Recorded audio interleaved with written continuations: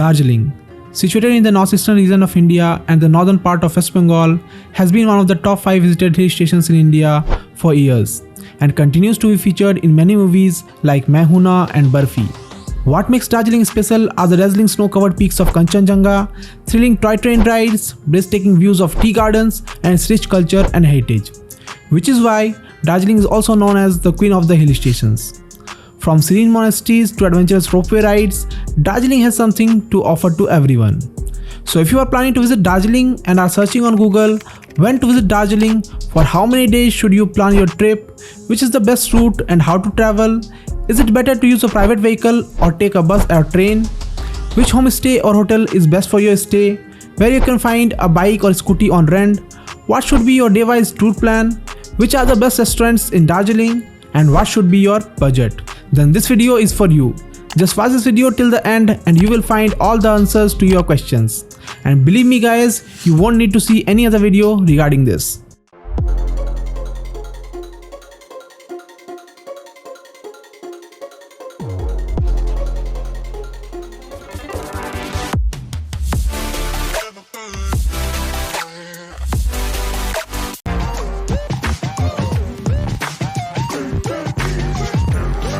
Darjeeling is one of the few tourist spots in North India where you can visit in any season throughout the year. But if you are visiting Darjeeling for the first time, then the best time to visit would be during winters in October, November and summers from March to June, as the weather is quite pleasant during this time and you can also clearly see the Kanchenjunga peak from the viewpoints. You can also visit here in the monsoons, during which you will experience foggy weather and greenery, along with significantly lower prices for hotels and resorts. But there is always a risk of landslides during monsoons, so do keep that in mind.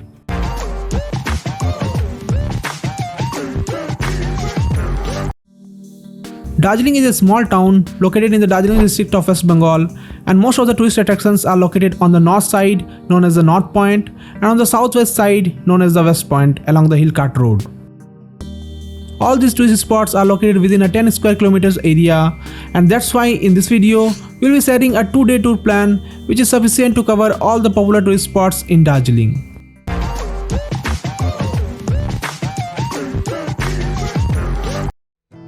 Now let's talk about the travel options and the various ways in which you can reach Darjeeling. If you want to travel by air, you can book a flight to Bagdogra Airport, which is the nearest airport to Darjeeling, and from there you can either reserve a taxi for 2000 to 3000 rupees or take a shared taxi for around 500 to 700 rupees per person. But if you want to travel on a budget, then you can take a train to New Jalpaiguri station, which is 73 kilometers from Darjeeling. From there you have 3 options to reach Darjeeling. You can either take a shared taxi for around 300 to 500 rupees per person or reserve a 5-seater car for around 2000 to 2500 rupees. The second and the cheapest option is to take North Bengal state buses. You can take an auto from the station to the Siliguiri bus stand and from there take a bus to Darjeeling. But most buses depart in the first half of the day, so if you plan to take the bus, plan your train journey accordingly. The bus fare will cost you around 110 rupees per person. The third and the most scenic but expensive option is the toy train from New Jalpaiguri station to Darjeeling station, which will cost you around 1400 to 1500 rupees per person. And if you are a fan of road trips like us, then you can also come here on your bike or car. There are mainly 3 routes to Darjeeling, with the most scenic and beautiful route being through Mirik, but it will take an extra hour compared to the Kurseong route. The road conditions are quite good, but be prepared for narrow roads and sharp hairpin turns.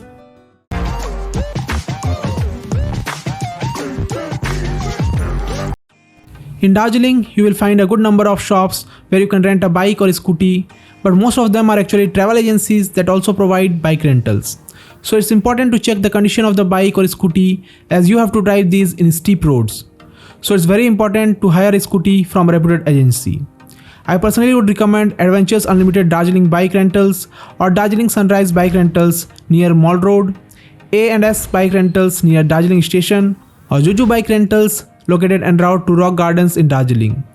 All these are highly rated and recommended by a lot of customers. However, renting a bike here is quite expensive and the availability is also very limited. It can cost you up to ₹1000 for just 12 hours if you hire a scooty and around 1500 for bikes. So if you are looking for cheaper options and do not mind a road trip to Darjeeling on your bike, then it's better to rent directly from proper bike rental agencies in Siliguri like Siliguri Bike Rental Shop, Himalayan Explorer or Royal Riders Bike Rental Shop at a cost of around 1000 to 1500 rupees per day for a bike and just 600 rupees per day for a scooty. And if you are with your family or group, you will find a lot of travel agencies around Mall Road where you can hire a taxi or jeep with a driver at a cost of around 2000 to 3000 from shops like Darjiling Car Rentals and Darjiling Travels. You can also opt for 3-point or 7-point tour packages from here, or you can also rent a 4-wheeler online with a driver through the WizRide app for your trip.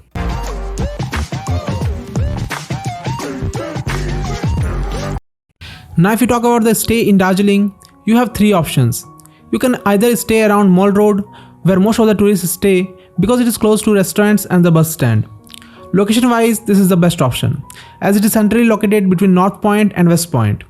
If you want to stay near the Mall Road, you can check out the Hotel Sandroop, Panorama Hotel and the Mountaineers Homestay. But if you want to stay away from the crowd and closer to nature, you can take hotels or homestays in North Point or West Point. In North Point, you can check the Riva Homestay and Nature View Homestay, which are quite close to Rangit Ropeway and Happy Tea Valley. And in the West Point, you can check out Himalaya Residency and Hotel Mount Valley, which are quite close to the Batasia Loop and Dali Monastery. However, at both North Point and West Point, restaurant options are quite limited, so do keep that in mind. We have already made a video where we have covered Darjeeling top 10 homestays and resorts, including the ones mentioned above in full detail. So do check out this video after this.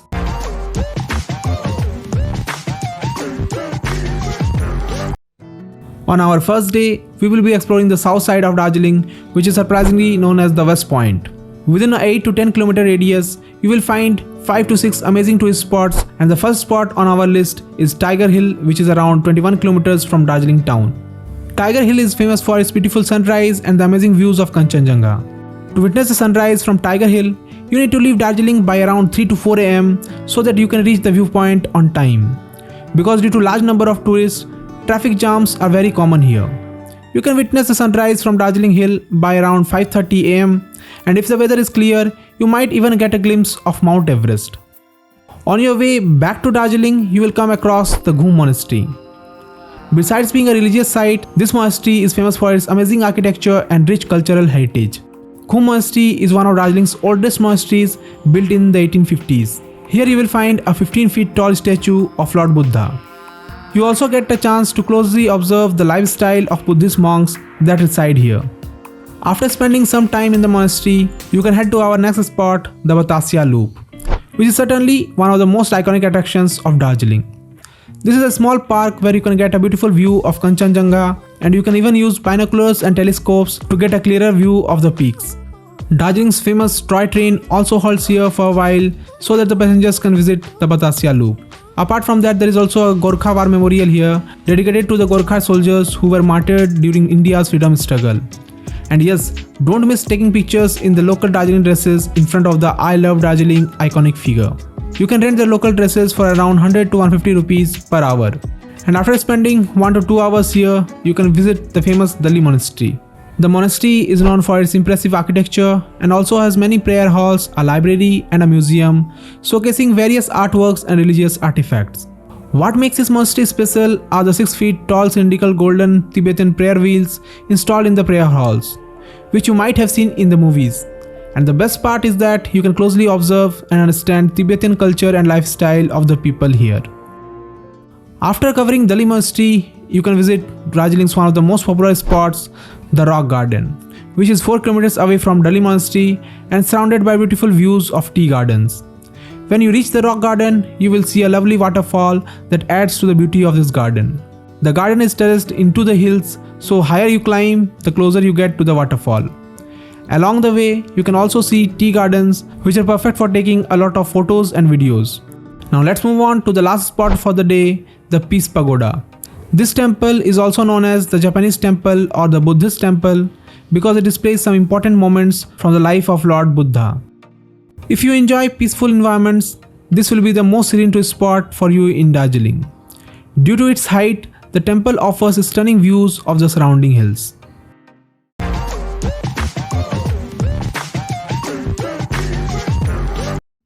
Now on the second day, we will cover the north part of Darjeeling, where you will get to see some of the most scenic and popular tourist spots in Darjeeling.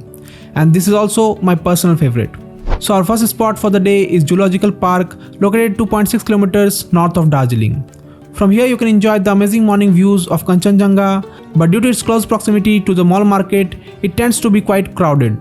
This zoological park is famous for some of the interesting animals found only in the Himalayan region, like the red panda, Tibetan wolf, snow leopard, etc. Along with the zoo, there is also a small museum called the Bengal Natural History Museum, which you can check out after some time.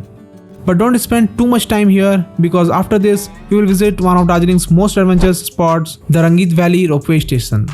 Tickets for the ropeway start being sold after 10 am, but till then already long queues are formed, so the sooner you get here, the better it is. The ropeway rides last around 40 minutes, 20 minutes for each side, but due to the crowd, it can take around 1 to 2 hours. Once you are on the cable car, you will get to see lush green tea gardens of Darjeeling from above. So if you are visiting Darjeeling for the first time, don't miss the Rangit Valley ropeway ride. Now if you have come to Darjeeling and haven't seen the tea gardens up close, then what's the point? To do that, you have to visit the Happy Valley Tea Garden. Here you can see the lush green tea gardens up close and also learn some interesting facts about the tea leaf picking process. If you want, you can even take photos and videos in traditional Darjeeling outfits.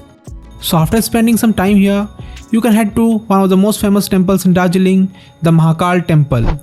Dedicated to Lord Shiva, this temple is situated at a bit of height, so you will have to climb a little to reach it. But trust me, once you get there, you will be rewarded with amazing views of both the temple and the surrounding hills. You can also perform puja here, and the puja materials are available right outside the temple. So after paying a visit to Lord Shiva, as you come down, you will see the new Mahakal market, where you can buy sweaters, shawls and other winter wears at very reasonable prices. Now a trip to Darjeeling is actually incomplete without a toy train ride. To experience the toy train, you can buy the first class tickets from Darjeeling station to Ghoom station for around 1000 rupees per person. The ride lasts for about an hour and includes a 10-minute stop at the Batasia loop. So you can actually cover both the joyride and the Batasia loop together. You can also choose between a diesel engine or a steam engine train for your toy train ride. After enjoying the joyride, you can spend your evening at Darjeeling's most popular and most visited spot, the mall market. The mall market is the center of Darjeeling because it's the busiest place. You won't even realize how time flies here, with so many shops offering Darjeeling tea, handicrafts, jewelry and much more. You can also enjoy Darjeeling's famous dishes here, as there are a lot of restaurants. There are horse riding options for kids, and occasionally entertainment programs are also organized here.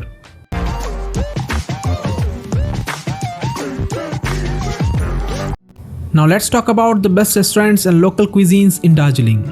For breakfast, you can try Caventer's or Kunga restaurant for their special momos. For lunch, I would recommend Santa Banta restaurant or the Park. If you are thinking about a nice cafe in the evening, then you can visit the Glenaries at the mall market, famous for its bakery items. And for dinner, I would suggest you dine at Darjeeling's famous Penang restaurant.